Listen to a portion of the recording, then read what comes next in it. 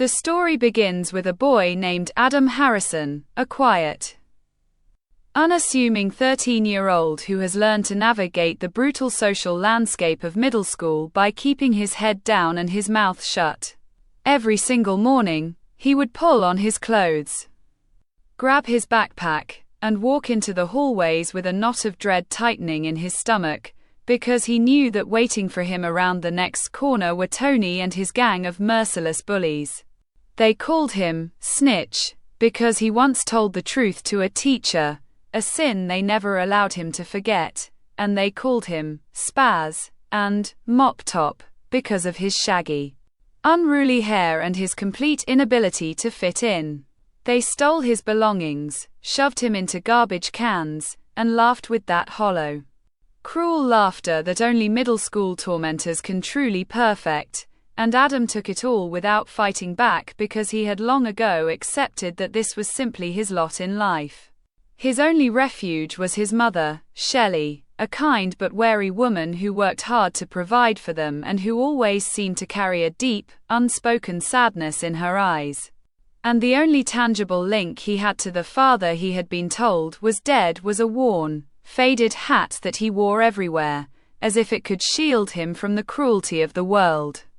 Then came the day that began to unravel everything Adam thought he knew, a day that started out just as miserably as any other.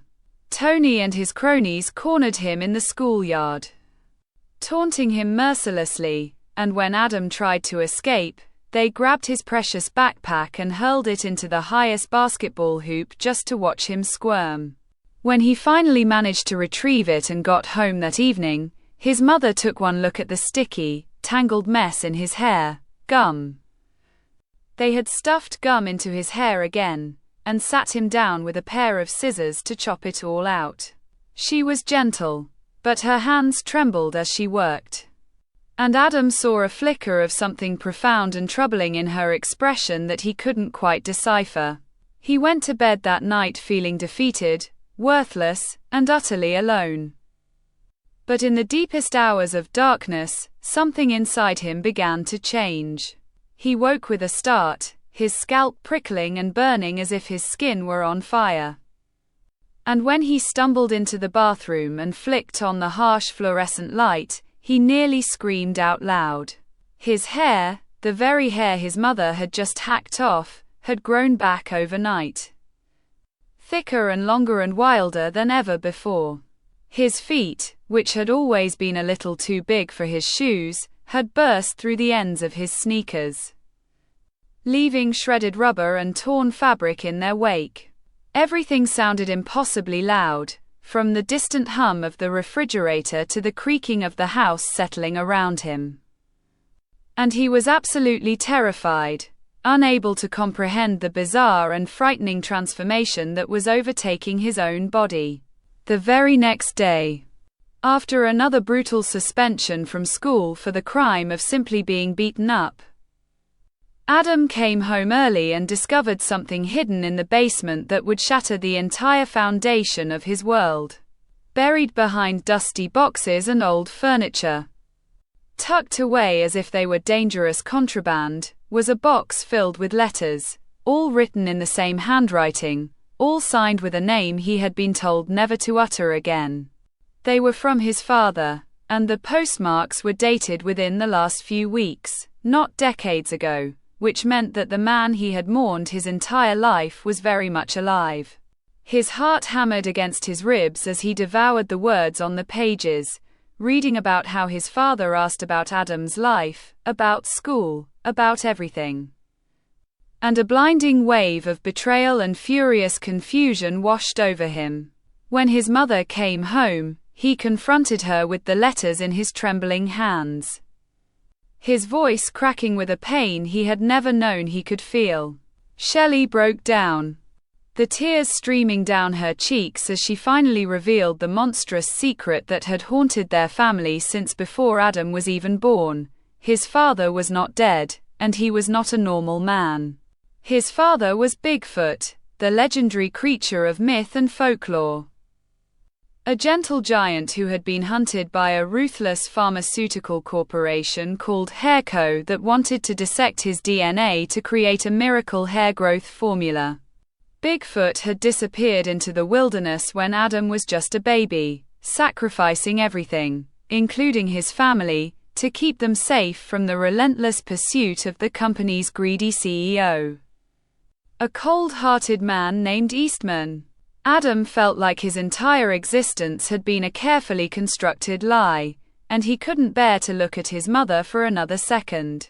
He grabbed his bag, slammed the door, and ran out into the night, determined to find the father he had never known. The journey was long and perilous. But Adam was fueled by a desperate fire that would not be extinguished.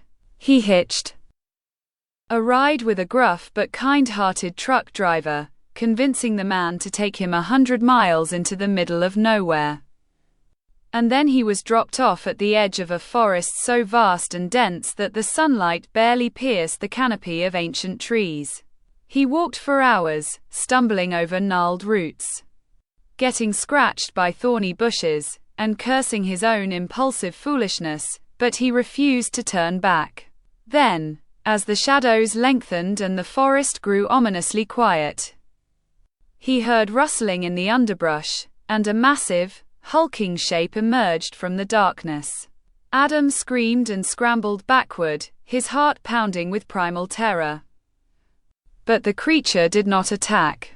It simply stood there, towering over him, watching him with enormous, intelligent eyes that held an ocean of sorrow and longing. And then it spoke. Its voice deep and rumbling like distant thunder, but impossibly gentle, and it said Adam's name. The creature pulled out a worn, faded photograph, the same one Adam had always hated, showing a beaming mother holding a baby while a furry, giant father wrapped his arms around them both. The truth hit Adam like a physical blow, knocking the breath from his lungs.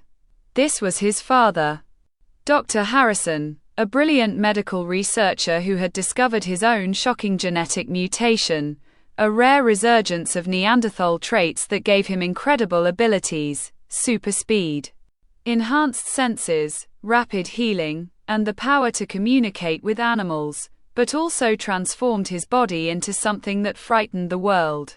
Bigfoot explained everything with a heavy, remorseful heart, telling Adam how HairCo had stolen his research, ransacked his laboratory, and threatened his pregnant wife, forcing him to fake his death and flee into the wilderness to protect the family he loved more than his own freedom.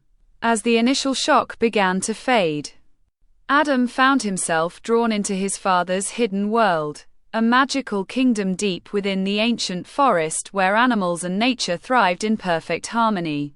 Bigfoot, overjoyed and terrified to have his son by his side, began to teach Adam about the extraordinary abilities they shared, and Adam was stunned to discover that he was not just a normal kid anymore. He was a Bigfoot in the making. The hair that had grown overnight was just the beginning. His father showed him how to run through the trees at impossible speeds, leaping from branch to branch with the grace of a panther, and together they raced across the forest floor, their laughter echoing through the canopy. He taught Adam how to use echolocation, closing his eyes and listening to the tiny echoes of sound to paint a vivid, three-dimensional picture of the world around him. And Adam was awestruck when he could hear a woodpecker tapping on a tree miles away as if it were right next to him. He learned about the healing touch, the ability to regenerate and repair wounds with just a gentle press of his fingers, and he felt his own body growing stronger and more resilient with every passing day. Adam was also introduced to his father's extraordinary animal family, a ragtag group of forest creatures who had become his companions and protectors over the long years of isolation. There was Trapper, a sarcastic, blustering beaver who complained about everything and thought he was the boss of the entire forest, along with his sweet but no-nonsense wife, Weecher, who kept him in line. There was Wilbur, a massive, lovable bear with the heart of a teddy bear who was terrified of his own shadow but fiercely loyal. And there was Tina, a hyperactive squirrel who never stopped chattering and bouncing off the walls. For the first time in his entire miserable life, Adam felt like he belonged somewhere, like he had a purpose, a family, and a future that was brighter than anything he had ever dared to imagine. But the happiness was fragile, a beautiful bubble that was destined to burst. And it shattered when Adam realized that the ruthless forces of HairCo had been tracking him the entire time. Eastman, the soulless CEO with his ridiculous 2p obsession and his complete lack of human decency, had followed the trail of the missing boy straight into the heart of the forest. They captured Shelley, holding her hostage in a steel trailer, and then they swarmed the woods with a small army of armed agents, their black uniforms and gleaming vehicles tearing through the pristine wilderness. Adam, panicked and desperate, accidentally revealed his father's hiding spot, and the agents moved in with brutal efficiency, cornering Bigfoot and pumping him full of tranquilizer darts before hauling his enormous, unconscious body away in an armored convoy. Adam was utterly devastated, drowning in a sea of guilt and shame because he knew, with every fiber of his being, that this was all his fault. His mother was a prisoner, his father was a lab rat, and the beautiful forest that had become his new home was being consumed by flames because Anne had set a fire to smoke them out. Adam fell to his knees in the ashes, sobbing and broken. But then the animals emerged from the smoke and the shadows, their eyes filled with a fierce, defiant loyalty. Trapper, Wilbur, Tina, and the others had no reason to help him. He was the outsider who had brought disaster to their doorstep. But they remembered everything Bigfoot had done for them, every kindness, every protection, and they knew they could not abandon him. They decided to fight together this improbable army of forest creatures, and a terrified but determined boy snuck into the HairCo convoy, clinging to the undercarriage of the last truck as it rumbled down the highway toward the company's massive, high-tech laboratory complex. The facility was a gleaming temple of corporate greed, a sterile maze of steel, glass, and blinking machinery, crawling with armed guards and surveillance cameras at every turn.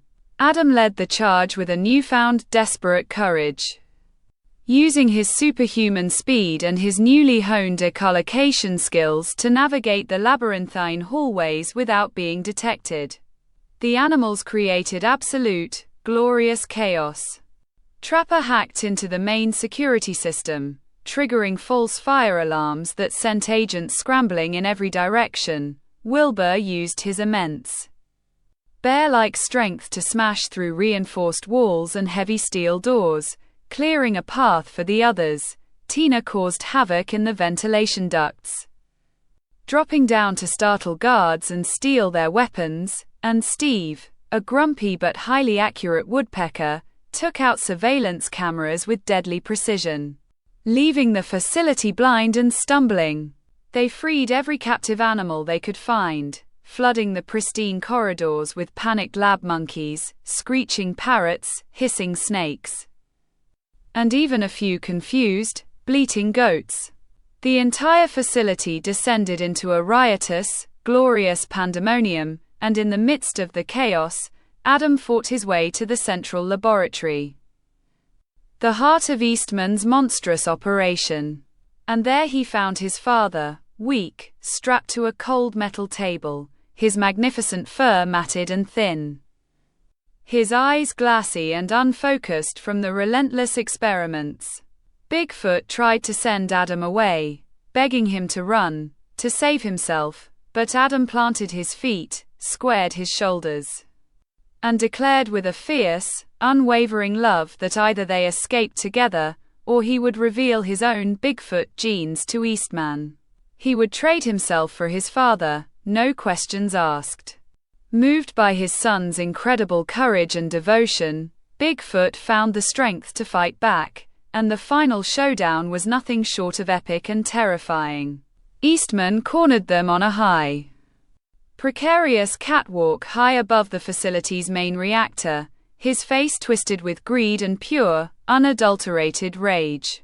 He revealed that he had collected samples of Adam's hair, proving that the son was just as valuable, just as unique, as the father, and he didn't need one of them when he could have both.